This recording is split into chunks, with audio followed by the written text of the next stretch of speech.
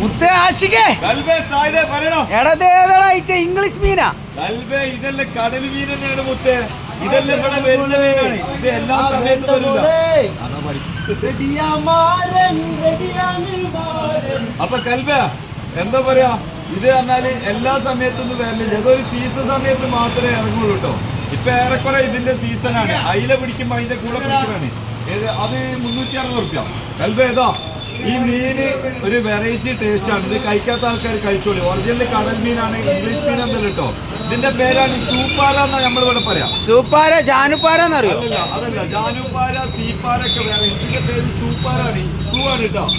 സീപ്പാര എന്ന് പറഞ്ഞിട്ട് വേറെ വരുന്നുണ്ട്. സുമേഷിനെ എങ്ങനെ വരുന്നറിയോ?